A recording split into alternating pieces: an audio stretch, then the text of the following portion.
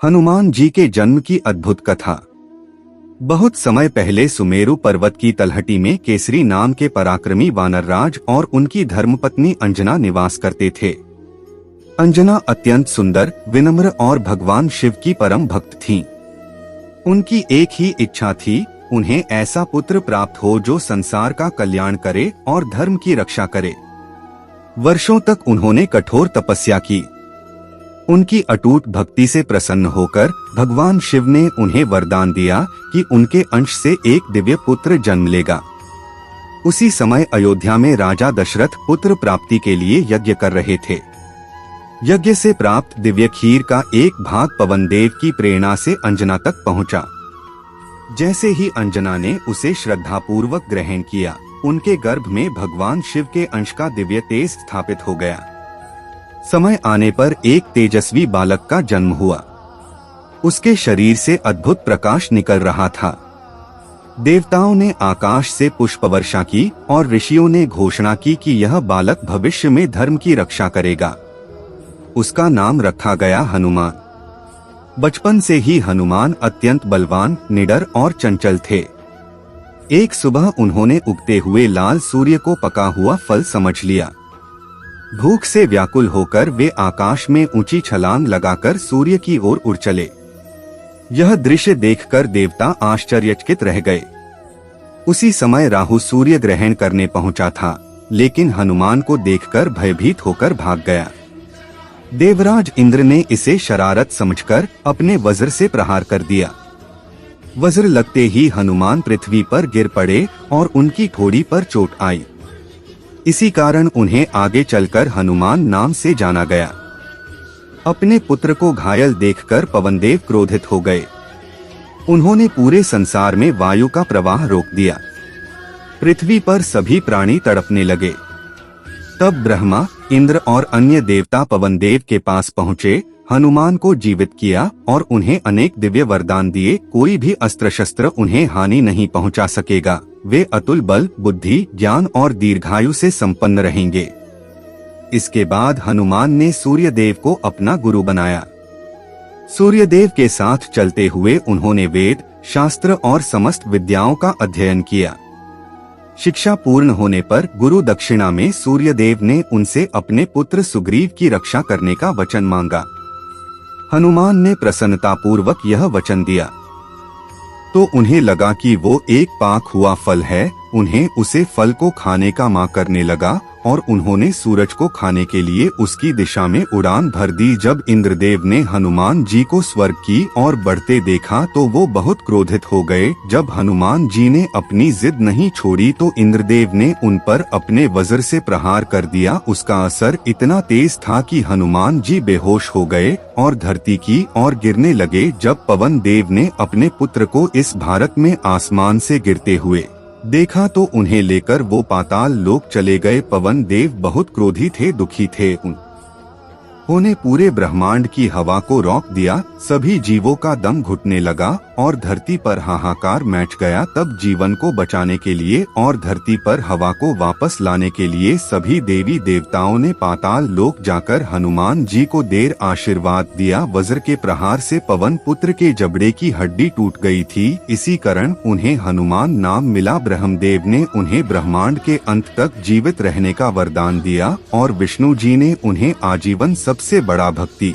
होने का वरदान दिया। सिर्फ यही नहीं, इंद्रदेव ने उन्हें यह भी वरदान दिया कि अब से उन्हें कोई अस्त्र या शास्त्र चोट नहीं पहुंच पाएगा। पुराने के हिसाब से ऐसा माना जाता है कि हनुमान जी शिवाजी के अवतार है, लेकिन अगर हम आपसे यह कहे कि एक बार हनुमान जी और शिवाजी के बीच भयंकर युद्ध हुआ था तो पद्म पुराण के पाताल कांड के अनुसार श्री राम ने अश्वमेध यज्ञ का आयोजन किया। यज्ञ के दौरान अश्व को छोड़ दिया गया, जो दौड़ते दौड़ते राजा वीरमणि के नगर जा पहुँच, लेकिन वहाँ उसे पकड़ लिया गया। अगर यज्ञ के घोड़े को कोई रोक ले तो उससे युद्ध करने का नियम था। राजा शत्रुघ्न ने उसे घोड़े को छुड़ाने के लिए युद्ध की घोषणा करें। वही दूसरी तरफ वीरमणि भगवान शिवा के बहुत बड़े भक्ति थे और इसलिए उन्होंने इस युद्ध को जीतने के ये शिवाजी से मदद मांगिए। शिवाजी उनकी मदद करने के लिए तैयार हो गए, लेकिन सिर्फ तब तक जब तक श्री राम खुद युद्ध करने ना आ जाए, क्योंकि शिवाजी भगवान राम के सामने शास्त्र नहीं उठाएंगे। शिवाजी ने वीरभद्र का रूप ले लिया और युद्ध भूमि में ए गए। एक घमासान युद्ध हुआ जिसमें भारत जी के बेटे पुष की मृत्यु हो गई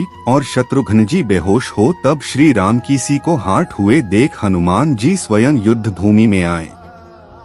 उन्होंने एक बड़े से पत्थर से शिवाजी के रथ के टुकड़े कर दिए और फिर पत्थर से शिवाजी के साइन पर वार किया। इस वार के जवाब में शिवाजी ने अपने त्रिशूल को तेजी से हनुमान जी पर चलाया। हनुमान जी ने त्रिशूल को अपने हाथों में लेकर उसके भी टुकड़े टुकड़े कर दिए। इसके बाद शिवाजी ने हनुमान जी पर शक्ति से प्रहार किया। यह शक्ति हनुमान जी के साइन में जाकर लगी और उनका संतुलन बिगड़ गया। क्रोध में आकर उन्होंने पलटकर एक बड़े से पेड़ से शिवाजी पर वार किया। शिवाजी के गले में बंधे सर डर कर पाताल लोक में चले गए। शिवाजी ने हनुमान जी को चेतावनी दी कि अब वे उनका फुहार करते रहेंगे और फिर शिवाजी ने हनुमान जी पर एक लोहे के मौसम से वार किया। हनुमान जी ने तो विष्णु जी का ध्यान किया और तेजी से उसे मोजल के वार को टाल दिया। हनुमान जी बहुत क्रोध में थे। उन्होंने शिवाजी पर पेड़ों और पत्थरों की वर्षा शुरू कर दी। यह युद्ध एक लंबे समय तक चला रहा और अंत में हनुमान जी की विजय हुई। संगीत आज भी संसार में जब जब राम कथा सुनी जाती है, ऐसा माना जाता है कि किसी न किसी रूप में हनुमान जी वहां उपस्थित होते हैं। पूरी दुनिया में हनुमान जी के एक ऐसे रूप की पूजा होती है जिसमें उनका पूरा शरीर सिंदूर से ढाका होता है। हनुमान चालीसा के हिसाब से हनुमान जी का कंचन वर्ण है, यानी उनका रूप सोने से बना हुआ है। तो फिर उन्हें इस रूप में क्यों पूजा जाता है? ऐसा माना जाता है कि वनवास खत्म होने के बाद एक दिन हनुमान जी ने सीता जी को अपनी मांग में सिंदूर भरते हुए देखा। जब हनुमान जी ने माता सीता से इसका कारण पूछा तो उन्होंने बताया कि वे ये सिंदूर राम जी की लंबी उम्र और अच्छे स्वास्थ्य के लिए लगती है। हनुमान जी गहरी सोच में पड़ गए। तभी उन्हें एक ख्याल आया और वे चुपचाप वहां से चलेगी। कुछ देर बाद जब वे राम जी के दरबार में लौटे तो उनका पूरा शरीर सिंदूर से रंग हुआ था। ये देखकर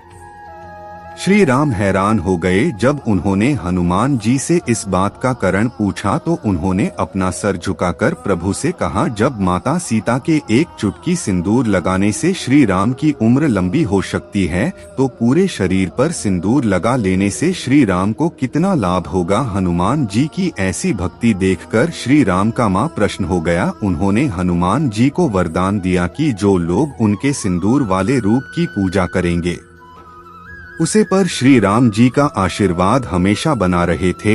हनुमान जी को चिरंजीवी होने का वरदान मिला था। इस युग में भी हमें कई ऐसे प्रमाण मिले हैं जो बताते हैं कि हनुमान जी आज भी हमारे बीच है। लेकिन हनुमान जी का संबंध सिर्फ त्रेता युग की रामायण या कलयुग से नहीं है, बल्कि द्वापर युग की महाभारत से भी है। महाभारत के युद्ध में हनुमान जी ने एक महत्वपूर्ण भूमिका निभाई थी। महाभारत की कहानी के हिसाब से हनुमान जी ने अर्जुन को यह वरदान दिया था कि वे कुरुक्षेत्र के युद्ध में अर्जुन की सहायता करेंगे। इसीलिए जब महाभारत का युद्ध शुरू हुआ तो हनुमान जी अर्जुन के रथ पर लगे झंडा पर विराजमान हो गए और युद्ध के अंत तक उन्होंने अर्जुन का साथ दिया। युद्ध खत्म होने के बाद जैसे ही अर्जुन अपने रथ से उतारे, श्री कृष्णा ने हनुमान जी का आभार प्रकट किया। हनुमान जी ने श्री कृष्णा को प्रणाम कर वहां से प्रस्थान किया। जैसे ही हनुमान जी वहां से गए, अर्जुन का रथ जलकर राख हो गया। यह देखकर अर्जुन चकित रह गए। तब श्री कृष्णा ने उन्हें समझाया कि पूरे युद्ध में हनुमान जी उनकी और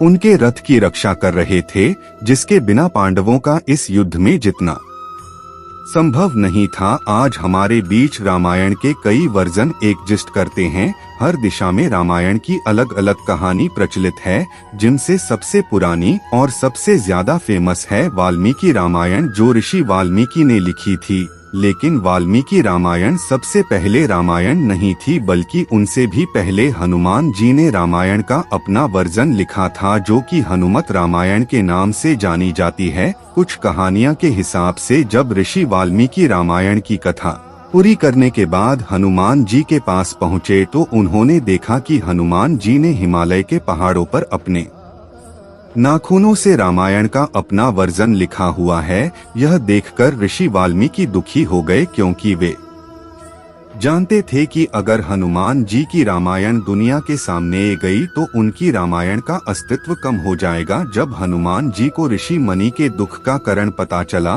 तो उन्होंने बिना एक पाल सोच अपनी लिखी हुई रामायण को नष्ट कर दिया और रामायण का यह वर्जन हमेशा के लिए गायब हो गया। तो यह थी हनुमान जी से जुड़ी कुछ ऐसी कहानी है जिनके बारे में शायद ज्यादा लोग नहीं जानते। अगर आप हनुमान जी या रामायण से जुड़ी और ऐसी लहसुन कहानियाँ में इंटरेस्टेड है तो हमारी यह वीडियो देख सकते हैं। और अगर आपके पास भी ऐसी कुछ कहानी है तो हमें कमेंट क्षेत्र में जरूर बताएं। और don't forget to subscribe to Raj पर मोर अनकही उन देखिए और अनसुनी कहानी।